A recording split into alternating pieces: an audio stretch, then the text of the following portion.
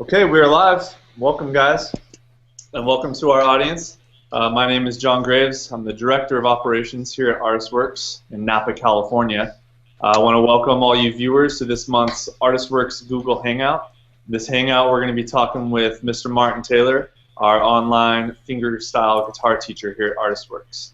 We'll be giving out a promo code later in the show that will get all of you who are watching 10% off a one-year membership at any ArtistWorks school. And one of you viewers is going to be chosen at random later at the end of the show to win a free year online studying fingerstyle guitar with Martin at ArtistWorks and a free Peerless Archtop jazz guitar. So that's pretty cool, and that's coming up soon. Let's introduce our guests. First guest is today has been teaching fingerstyle guitar online with ArtistWorks since April of 2010. Last week actually marked his 6-year anniversary teaching at ArtistWorks, during which he has created over 2,400 video exchanges with students in over 60 countries, 60 countries. He has played and recorded with Stefan Grappelli, Chad Atkins, David Grisman, Tommy Emmanuel, just to name a few. He's an incredible talent and a great guy. I'm happy to welcome him today. Martin Taylor, welcome, sir. Hi, folks. Hi, John. Hi, everyone. Where are you joining us from? I'm in Scotland at the moment, and I'm home for a little while, off the road, which is always good, just to get home once in a while. Very cool. I heard you mention earlier it's 8 weeks until you need to go back to the airport for your next flight. That must be pretty amazing for you. Yeah. Well, you know, we spend so much time at airports as traveling musicians. It's good. It's good just to have a rest, you know, and I just take my shoes off when I choose to take them off now. There you go. Rather than going through security. Yeah. All right. Well, I'm glad you're getting some rest. All right. Let me get to our next guest. He's a burning jazz guitar player and educator. He's played with all the greats. He's been featured on numerous movie soundtracks and has had an amazing solo career. In 2010, he joined the band Foreplay with Bob James, Harvey Mason, and my friend Nathan East. He's been teaching jazz guitar online with ArtistWorks since April 2014, so he's also celebrating an ArtistWorks anniversary this month. Chuck Loeb, welcome. Great to be here. Very happy to be here. And you're joining us from? Now I'm the opposite of Martin. I'm on the road at the moment, so I'm checking in from Cologne, Germany. Cool, very cool. And what's the gig out there? I'm doing a recording and 2 concerts with the wonderful WDR Big Band with a group called Steps Ahead that I was a member of way back in 1985. Vic Minieri and Steve Smith and myself and Bill Evans, the saxophonist, and Tom Kennedy. Very cool. Very cool. All right, on to the next guest. He's been a student of Martin's online, learning and interacting with Martin Taylor online at ArtistWorks since October of 2013. Dan Kozar, welcome. Hi. Where is it you're joining us from today, Dan? Actually, from Welland, Ontario. It's in the Niagara region. It's about 15 minutes from Niagara Falls, Ontario. Oh, cool. Very cool. All right, well, thank you for joining us. And lastly, our final guest, before we can get to some music, our final guest is also an online student of Martin's who has been studying and exchanging videos with Martin online at ArtistWorks since February of 2011, so over 5 years. Mike Wallenberg, welcome. Hi, glad to be here. And where are you joining us from today? Near Oakland, California, so not too far from you. Cool. All right, so we're close to one another, Bay Area boys. Yeah. Cool. So before we get started, let me quickly remind our viewers this is a live stream hangout. Because of that, sometimes the audio and video aren't exactly crystal clear. So please be forgiving in the comments section. This isn't a tech issue on our end or anything. It's just kind of the nature of the beast. So, and another very important announcement to our viewers. Today's questions are going to be coming solely from you guys watching. I have nothing pre-written. So although time will probably only permit me to get to a small amount of these, please start sending your questions in now so that I can kind of stack them up. And I'm going to hit as many of these as possible. It's going to be a great hour. So while those questions are rolling in, I thought I'd maybe ask Martin if he's ready to start us off with a little tune. Yeah, okay. Here's a little bit of Stella by Starlight.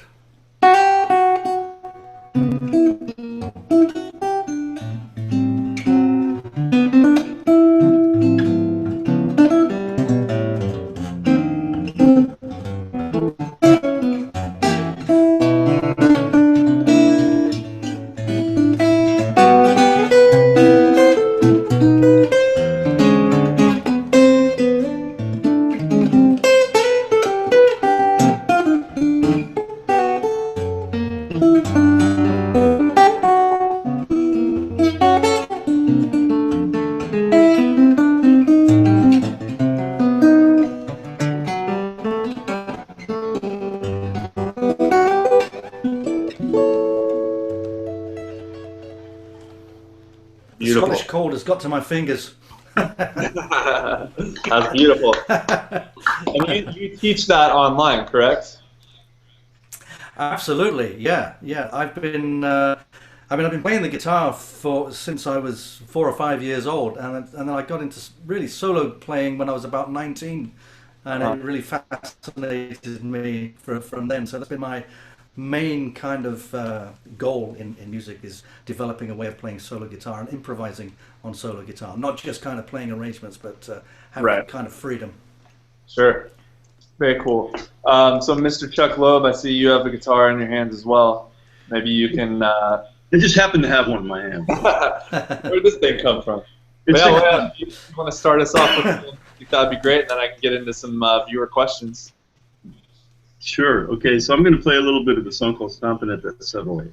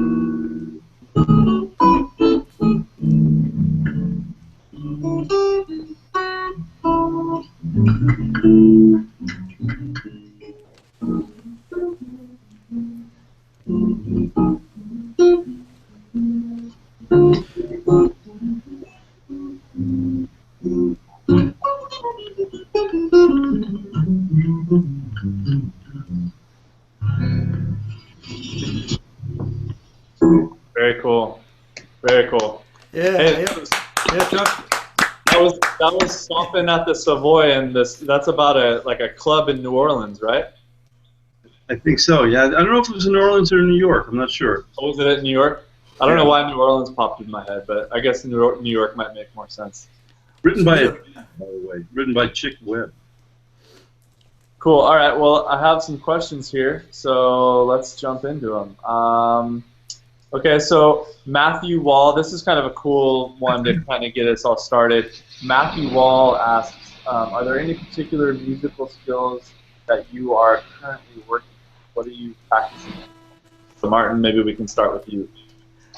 Yeah, I think I know, Matt. Nice to see you, Matt. Well, nice to hear you and get your question. Yeah, one of the things that I've really been working on is because I played in bands, first of all, and I was playing playing single lines a lot of the time. When I got to play solo, it's almost as if there were two styles of playing. I had the way I played with the band and when I was playing solo. And one of the things that I'm constantly working on is integrating those two together. Even with when I had my group Spirit of Django, which was more kind of hot club style of playing, being able to play a melody that's really singing out, you know, playing lines like that, but at the same time being able to accompany myself.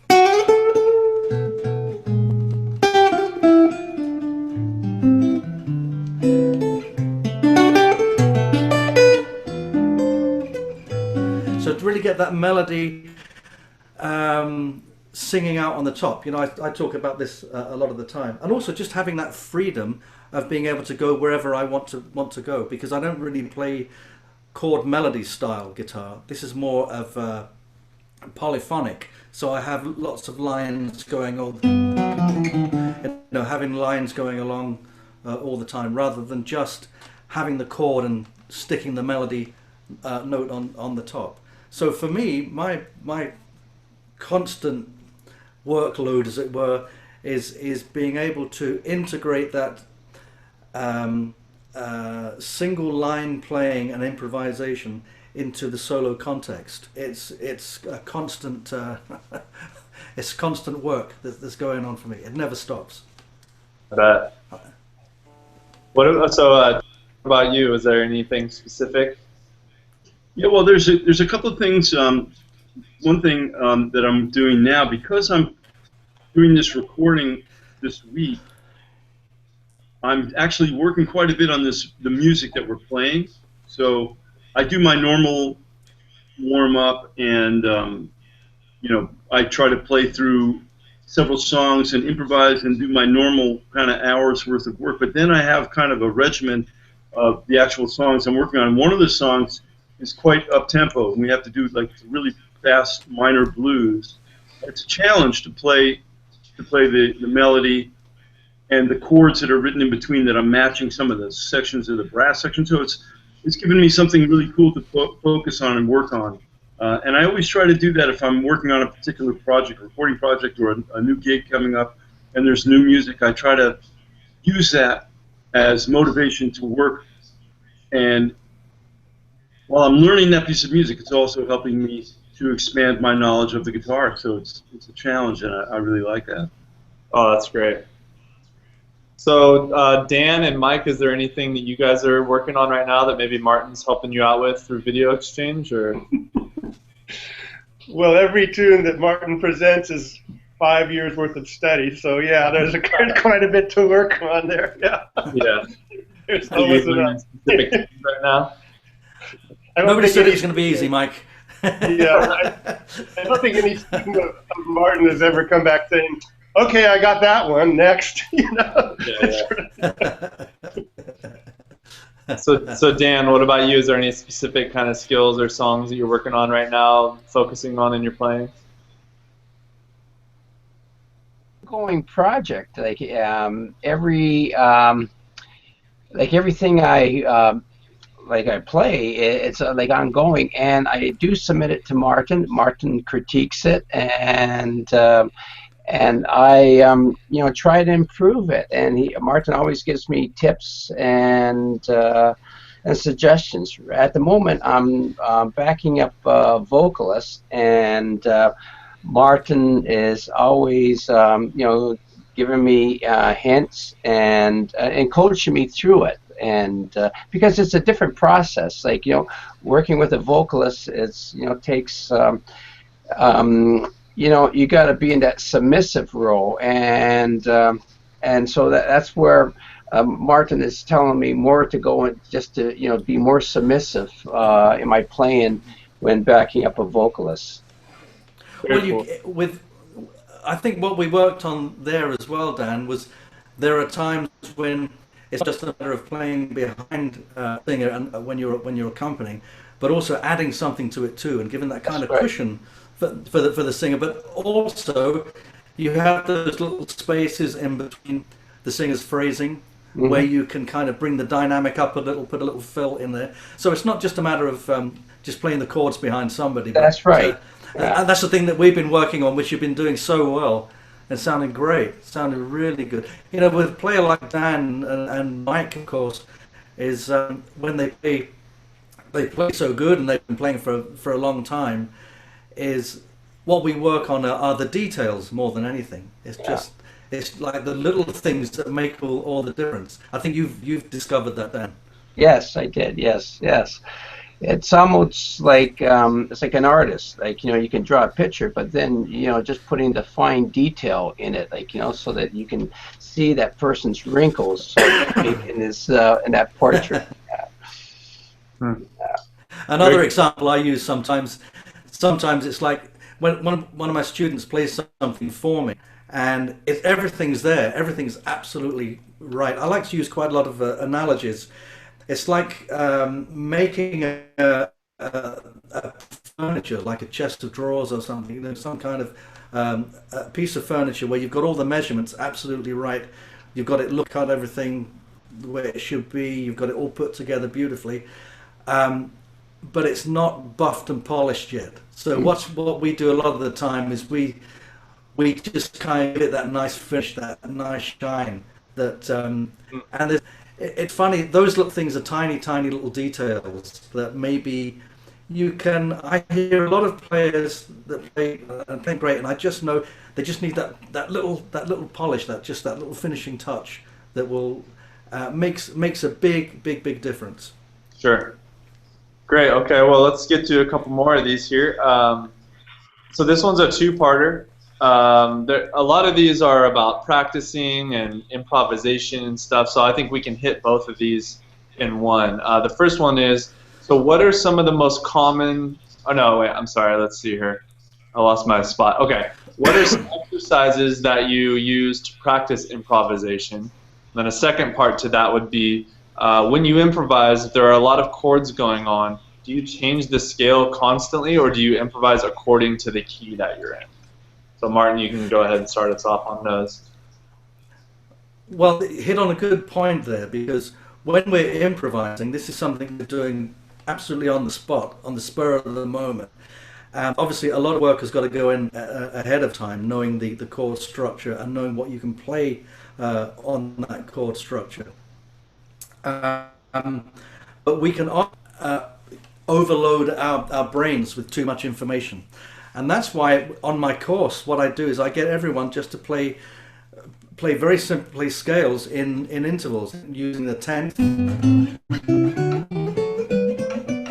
Just using this this basic interval. And because what I do when whatever I'm playing, I break it down to that, major and minor tenths.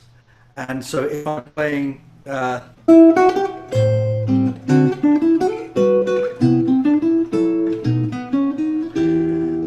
I'm always thinking minor tenth, major tenth, major tenth, major tenth, minor tenth, major tenth, minor tenth. That's all I'm thinking. I don't think about whether the other intervals in that chord. I just have that as my very basic framework.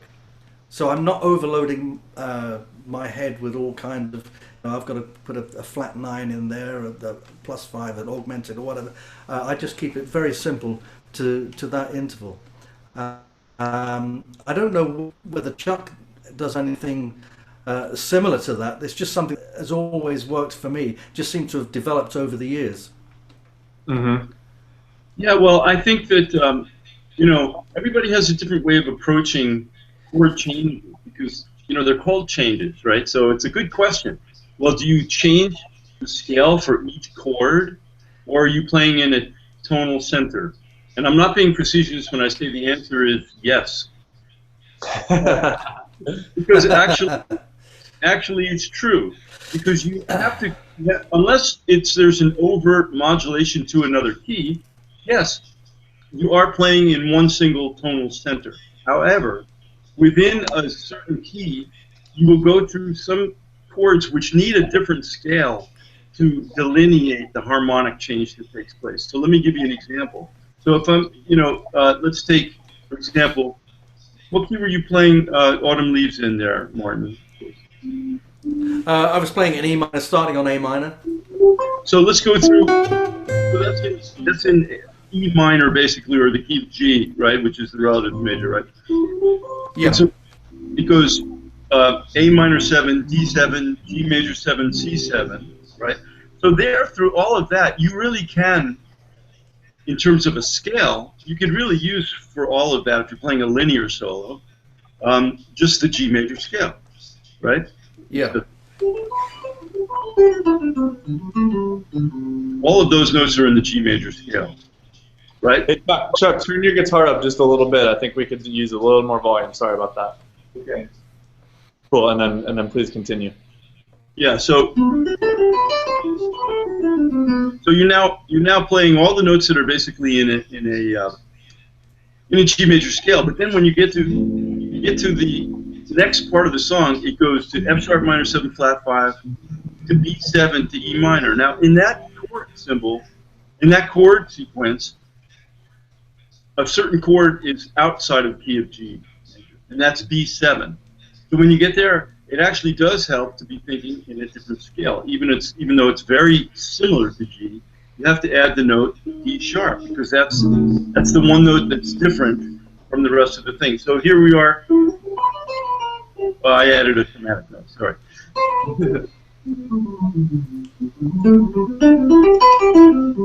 Now I'm going to that F sharp minor 7. Now you see right there I added a D sharp. And right there I'm using a different scale, which I would suggest using, for example, the E harmonic minor scale. Now on my site I kind of explain why that would be. I'm not going to go into great detail, but it's an example that you hear how just going down the E harmonic minor scale delineates the B7 to E minor, right? And all I did was to go down the scale. So that's a case where, yes, another scale comes into play. So it's kind of both, yes, so there's two answers to the same question. Yeah, that's a great answer. I like that. The answer is yes. The answer is yes. Yeah. So do you, let's see here. How do you recommend that one make the break from tab learning? And then someone else asks, do you recommend using tablature to learn tunes? So one person's thinking about getting into it, one person is considering breaking from it. Chuck, maybe we'll start with you on this one. What do you think about all that? I'm going to shock the ArtistWorks world here and say that I don't know how to read tab. Oh, I don't either. Oh, okay. So I can't answer the question about whether it's necessary to know it, because maybe in studying certain things it would be helpful, but I don't know that. However, I would say that I do recommend not using it, and I'll tell you why. In the quote-unquote real world of professional music, it's just not used that often. So like I do a lot of session work and studio work and playing with different bands all over the world, right, with different people. And 99.9% of the time, no, let me change that. 100% of the time, experience, I've never been asked to read tablature. So yeah, I think it's very important to be able to read regular manuscript music. I would go with you with that. If I was to write a piece of music and write it down in tab, which I could do, I could figure that out. Then I can't give that to a piano player. I can't give that to a musician playing another instrument. Another thing that tab does is it kind of tells you where your fingers go. That's kind of it. Doesn't generally give a lot of information. You're better off learning notation. For some reason, I think a lot of players seem to think that reading regular notation in some ways is going to be more difficult than reading tab. I mean, I didn't learn to read music. I'd been playing the guitar for 15 or more years before I started to learn to read music. And I found it tricky at first because I was using my ears all the time. So it took me a while. I've never learnt tab to read tab because I've never had to. But I know a lot of guitar players like to see it. It can make you very lazy. That's another thing. I think if you want to use tab, and because I've had a lot of guitar players say to me, "Can I get the tab for this tune?" And I say, "Well, if you've seen me play it, even some of my students online say, well, you've seen a video of me playing, you've heard me play it. If you want the tab, write it yourself, transcribe it yourself." I know Chuck, you went to Berkeley, didn't you, I think? I did, yeah. And I know that it was very strong there. I never went to a music college, but I know it's very strong at Berkeley and a lot of the music colleges to transcribe solos.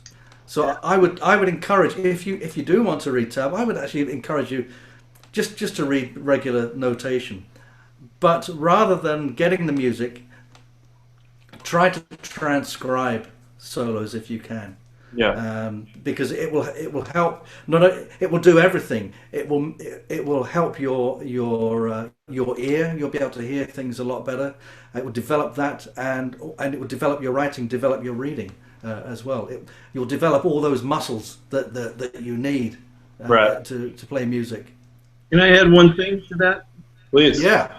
Because it's such an important topic, because I know that a lot of the students that are on ArtistWorks that are studying guitar use tab, and I don't want to, alienate anyone. I'm not saying that you shouldn't use it, but I would just say this: one of the things, tab is very specific, I think, right? If I'm right about that, it tells you exactly how something is fingered, right?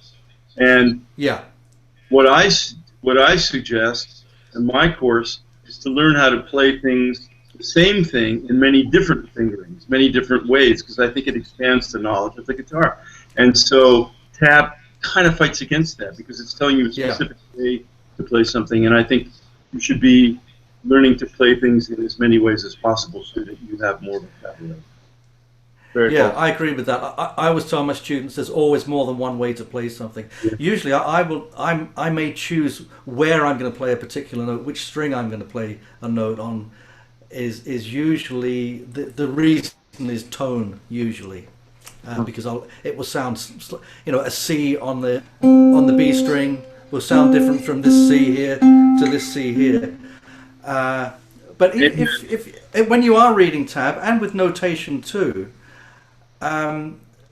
always try to just don't think about it just from that mechanical point of view of where you put your fingers, but just see where you can just identify intervals and identify turnarounds. That's really important. Also, it will help you to learn a piece of music a lot quicker, and it will also help you remember it, because a lot of the same mechanisms are used in everything. So you can suddenly say, there's a 2-5-1 here, and then there's a minor 10th, and they're like little landmarks that you can have. Because one of the things that I've discovered, a lot of students that learn a piece of music from tab, they learn it and they play it perfectly, and then they move on to another piece of music they're learning from tab, and they have to go back to zero again. But if you actually know how the music's made up, and you can recognize intervals, you can recognize turnarounds, then when you learn a new piece of music, you're already 50% there. You just need to fill in the other 50%. That's the musical way of approaching it. But like Chuck says, I'm not alienating anyone against tab. If I've never had any reason to use it, which is why, because when I have had to read music, like Chuck, when I've been in the studio or something, no one has ever handed me a piece of tab. They've handed me a piece of notation and chord symbols. Sure. So I've never had to use it. But it's another good skill to have. But don't become enslaved by it. It's just there to help you as a guide. Right. Cool. Very interesting. So it sounds like you guys are, with you guys, you're getting into the professional field. You're going to see standard notation much more often than tablature. Very cool. So real quick, I just want to make an announcement to everyone, all the viewers. First of all, thank you for all these questions so far. I have a ton more right in front of me that are really good. I'm going to try to get to, and they just keep coming in. So this is good. I'm going to give you guys a promo code right now for anyone who isn't a current member of ArtistWorks. Hangout 10, HANGOUT 10, Hangout 10. That'll get you 10% off if you want to join any ArtistWorks school for a 1-year membership. That's 10% off.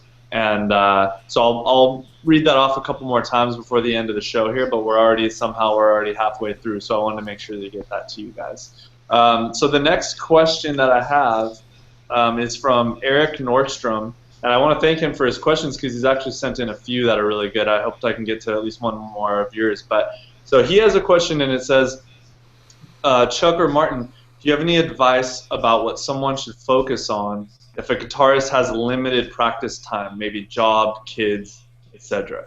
And I want to hand this off to Martin and Chuck.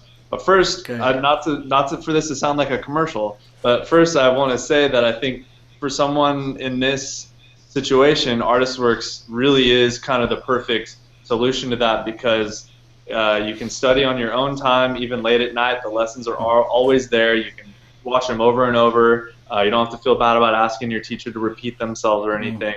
And also, because your practice time is so limited, you don't want to waste it on places that you don't need to be focusing on. And when you have the ability to submit a video to one of these masters who's been doing it for so many years, they can really, just by watching a few minutes of your practice, they can really pinpoint what you need to be focusing on, so you can forget all the rest and really focus on that, and you'll see yourself improve. So with that little blurb in there, maybe I'll pass this one off to Martin. But Martin, what would you recommend to someone? Well, I'm sure Chuck will agree with me that we also have limited practice time.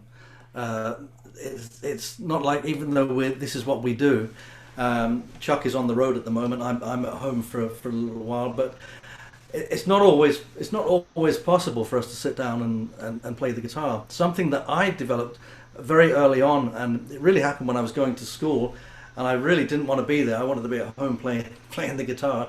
I just used to kind of imagine in my mind that I was playing the guitar, and think about how I would actually play something. When I went home at the end of the day, I could actually pick the guitar up and pretty much play what I'd worked out in my head. Now I still use that now when I'm traveling, when I'm on a plane, or traveling to a gig. I might think about what I'm going to play that night. I play mostly solo concerts, and I might think of something, a tune that I haven't played for a long time, and I'll go through it in my mind, and I'll go through it quite a few times in my head. So it's this internalized practice. So I encourage everyone to learn to internalize the music, and then when you get to the music is always with you.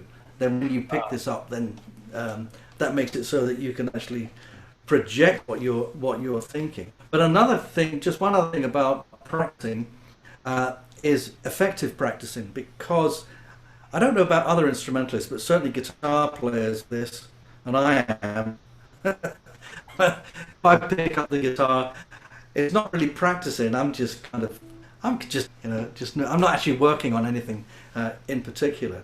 So it is a good idea to be more organized with your time, and say, well, okay, now I'm going to spend a bit of time working on a certain thing. Come up with your own practice regime. That will change over time as well. Just make a note of that. Decide what I need to work on, and say, well, okay, I've got an hour. Just spend that time. But it's very easy. We just drift off into guitar land in our heads, and you think you've been playing for 10 minutes, and you've actually been just doodling around for about an hour and a half, not working on anything, but just that's good too. But that's not practice. That's not practicing. Right. So make some kind of notes, and have some targets that you want to work on. I work with an accordion player. He played in my band. He played on a lot of movie sessions. Great accordion player, Jack Emblow, and he told me something he figured out when he was very young. Took up the instrument. He figured out there were 12 keys. So if you gave it 5 minutes in each key on the keyboard. He could go through playing in every key. So he had a little clock in front of him. He'd do 5 minutes in every key. So maybe that's something that can work. That's not necessarily kind of mindset you need. You need to approach practicing with that kind of organized mind, really. Cool. Chuck, did you have anything to add to that? Yeah, I was. Some of it is very similar to what Martin said. I think it's important. Definitely important to organize your have a plan.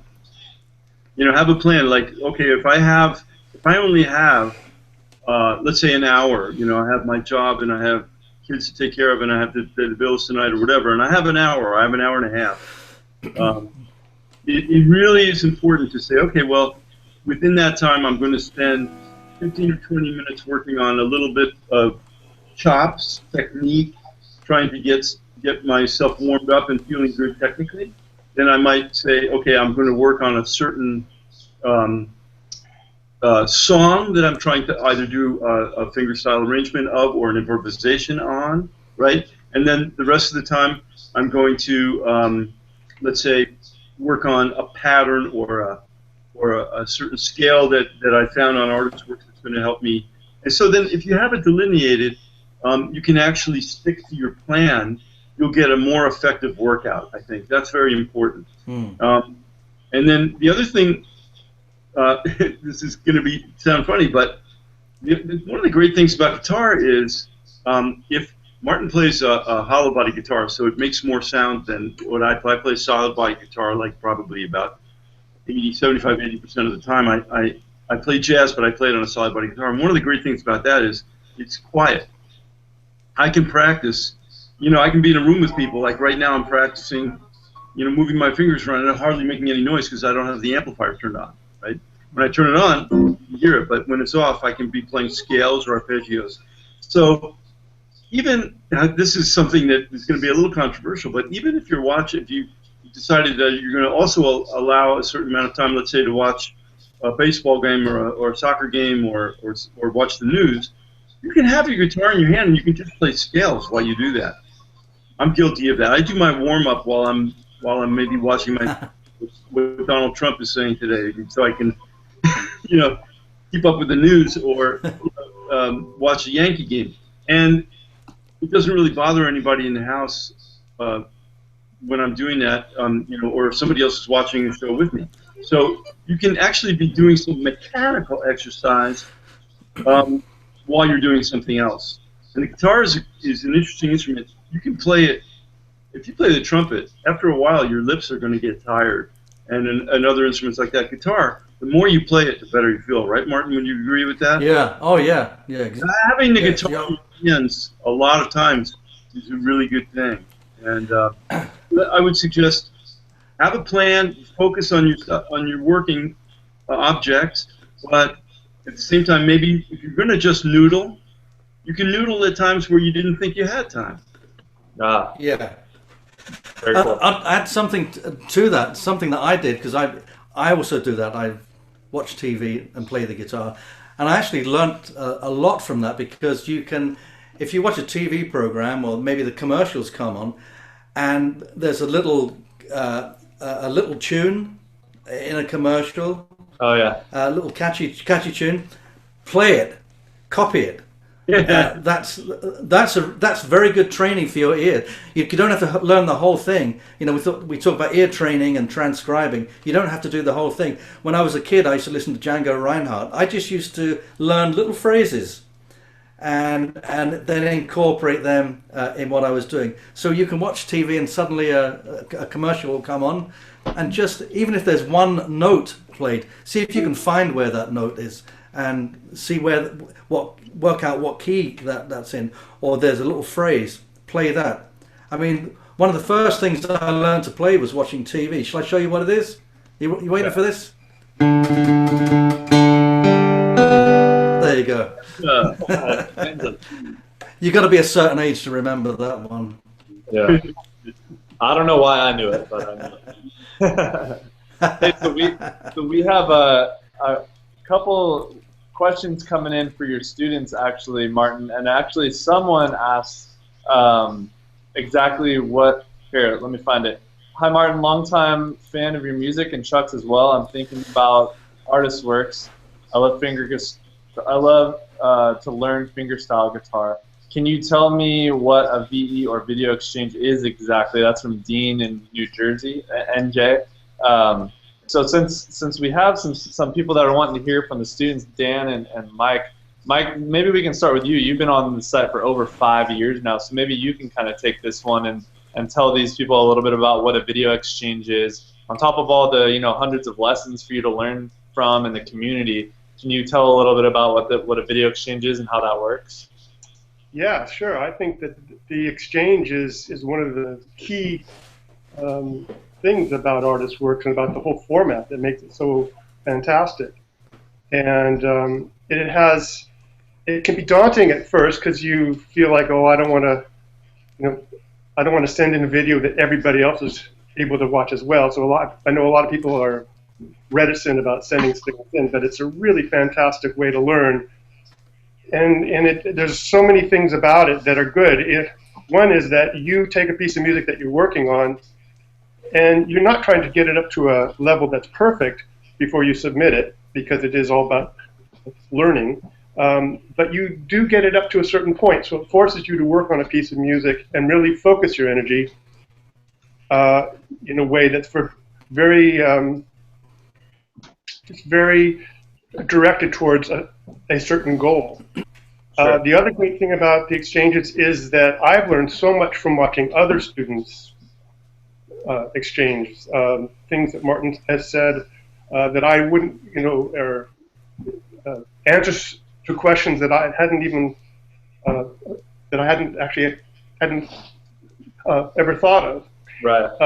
And the other thing one of the key things that happens often is that if there's a submission of a tune that Martin doesn't know exactly, it's great to watch the process that Martin is going through, him figuring it out in real time, and get a little insight into his process, which is invaluable.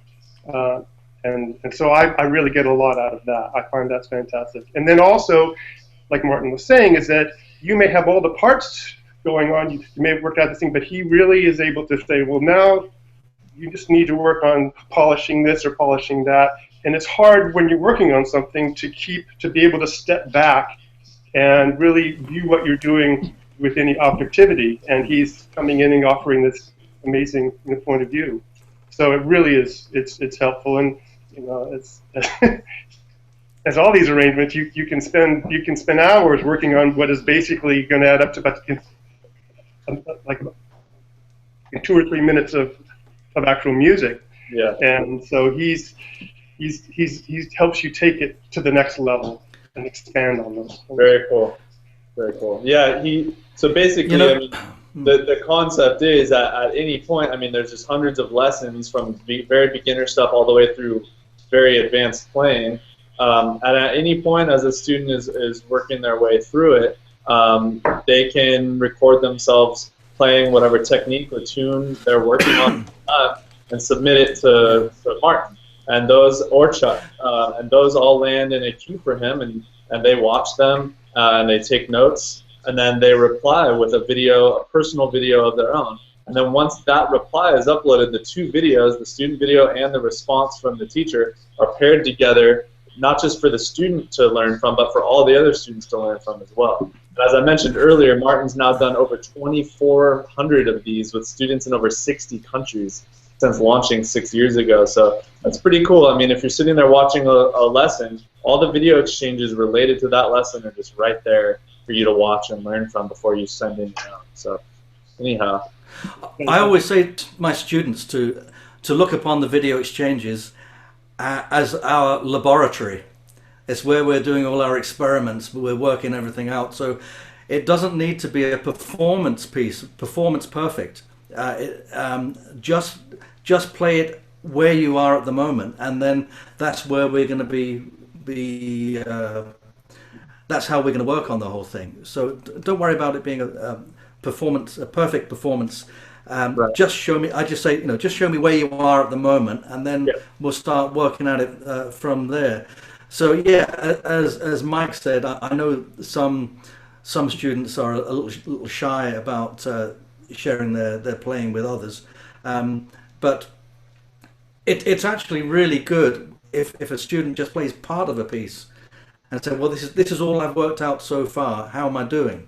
And then that gives me something I can actually get my teeth into and help the student. So it's that's the great thing. The other thing is, of course, with video exchanges, is actually you can just work on a very small specific point. If you go to somebody for a face-to-face lesson, you're going to get, you're there maybe for an hour or 2 hours. You want to get as much in that time. Whereas with this, you can just say, well, I'm just having a little problem with this one bar or one tiny little section. Right. And then we can just work on that. We can pinpoint.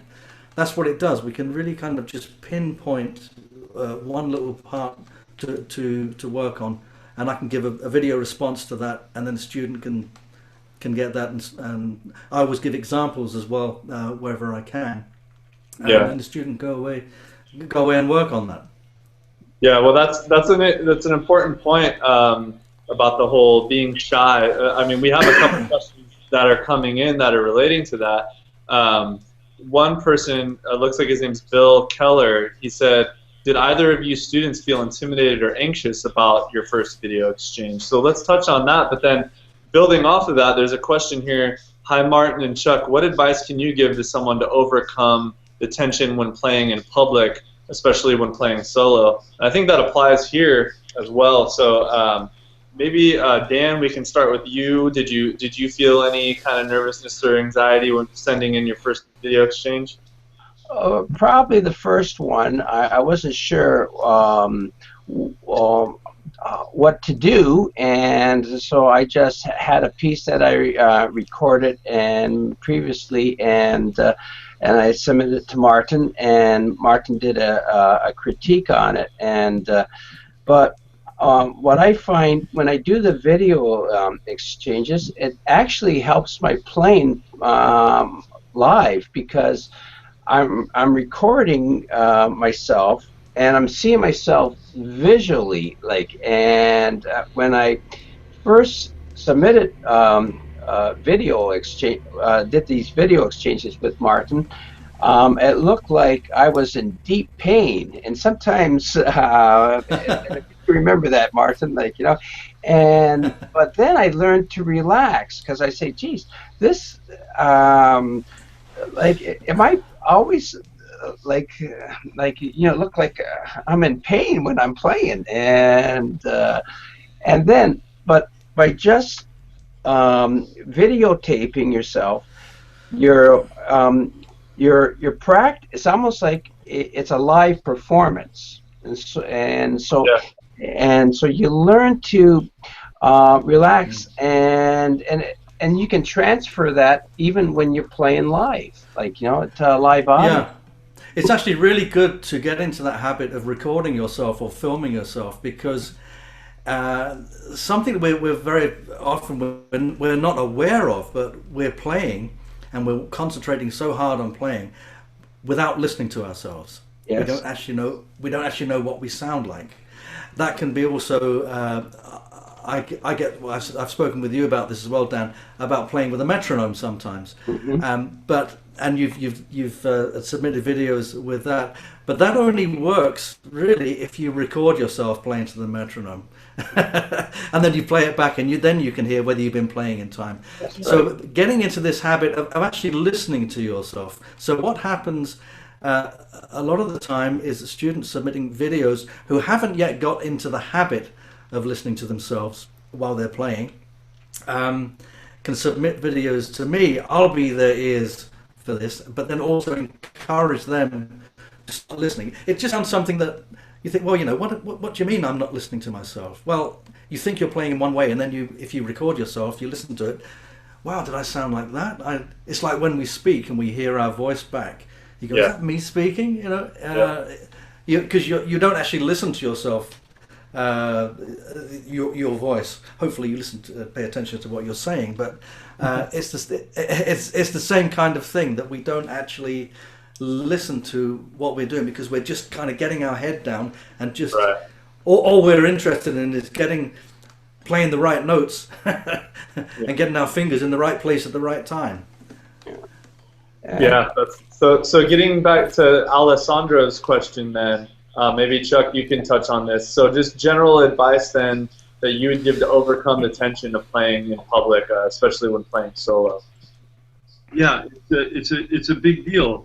And it's actually, and again, I don't want to sound like an infomercial, but it really, the experience of the video is really good practice for preparing for that moment, because it is difficult for some people to say, I'm going to put up a video on a place where I know there's hundreds of other people that are going to see, what I'm doing, and it may not be up to snuff, or people might not like it or whatever.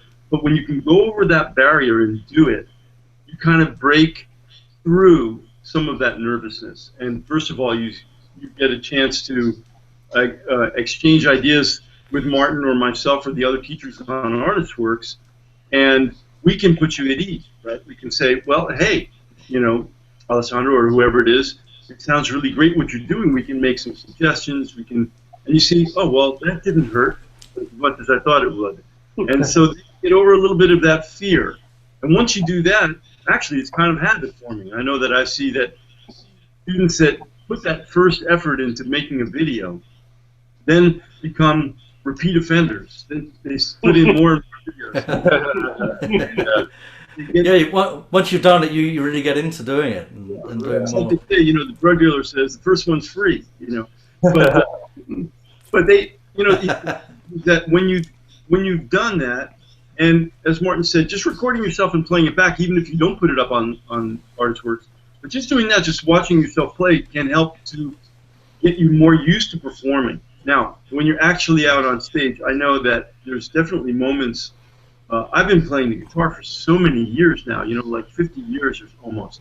And still, sometimes I will be a little, you know, nervous and have butterflies in my stomach.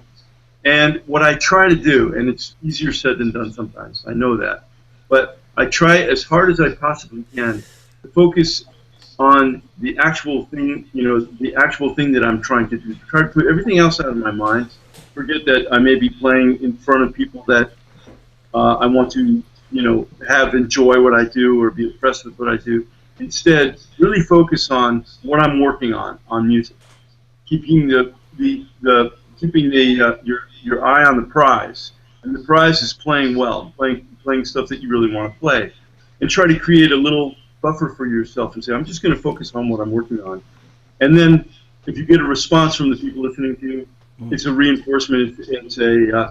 It's kind of a little reward for what you've done. And I can guarantee you, if you get over that fear, it's going to be rewarding. It's going to be great, and you'll enjoy it, and people will enjoy it. Now, you just give a little anecdote very quickly.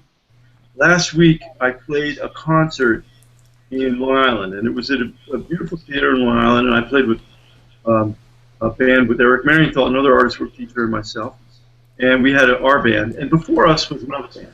And in the other band, the guitarist was a student of mine, and he's a professional guitar player. He's been on the site for over a year. I didn't know that because he's never done any video exchanges, and I said to him, and he was playing in this other band on this big stage, and he was a very accomplished guitar player. I said, why haven't you done any videos, you know? Please send them in. It would be great. We can have a rapport and get back and forth. And he was just a little shy. And so I was really surprised, because here was somebody that's not just studying part-time, he's actually a professional musician, but even he was shy about it. And I got him to, I had a breakthrough. I got him to say, yeah, I'm going to do my first one next week. Nice. Great. Very cool. So we're getting. I think. Oh, go ahead. I think you're right, Chuck. It's you get a point where you break through that, and you know you might get some butterflies in your stomach. That's not always a bad thing. Yeah. But once you do get through that you break through that, and you've done it quite a few times.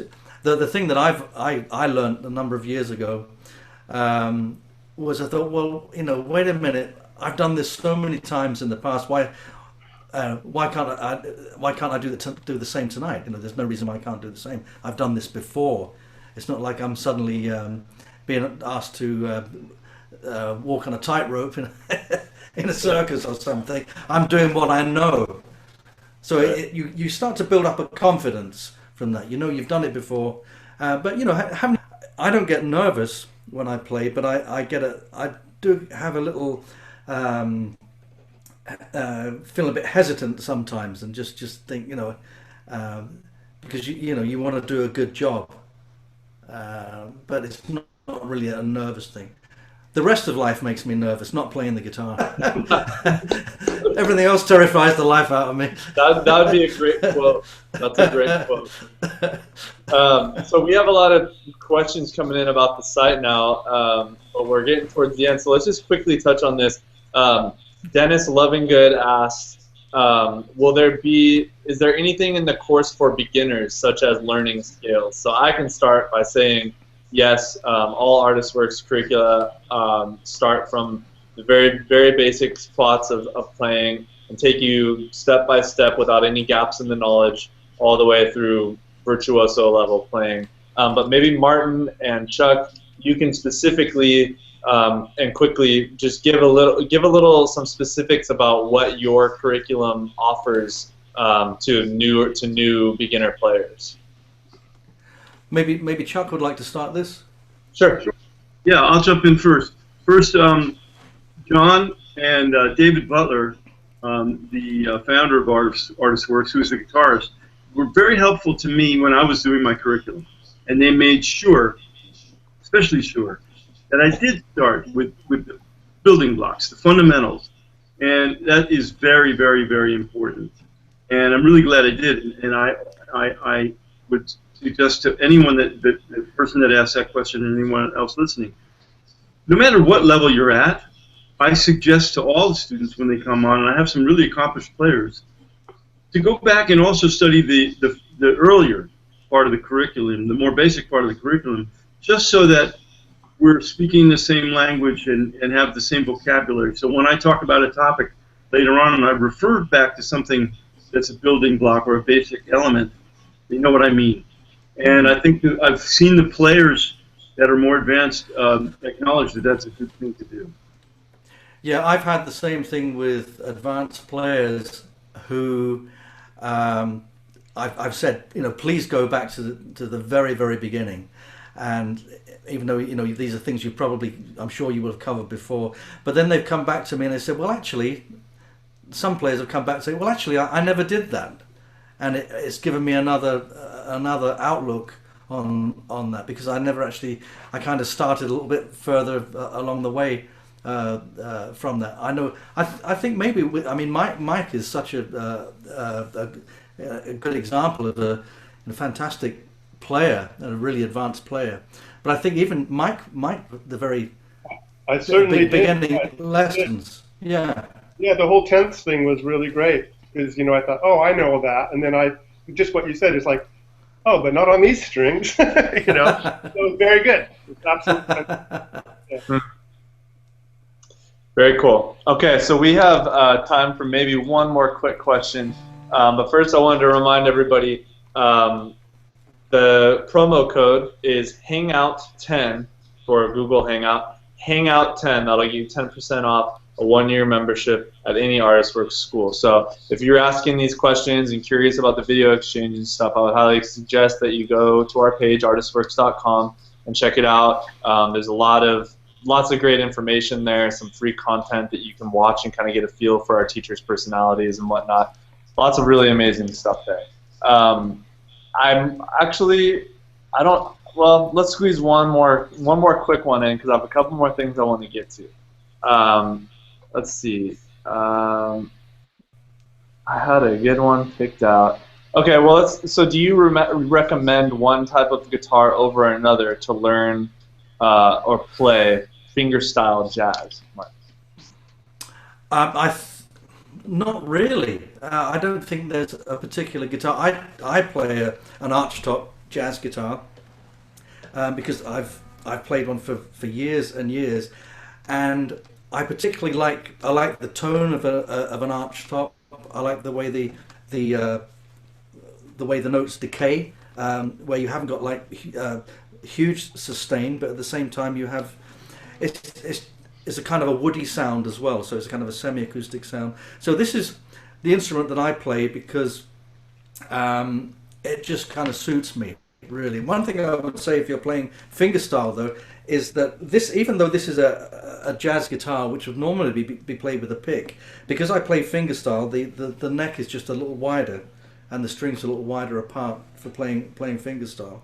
That's about the only thing there. But no, whatever you want to play. I mean, Chuck plays a solid body guitar, and he plays straight ahead jazz on a solid body. Other players might play with a Gibson L5.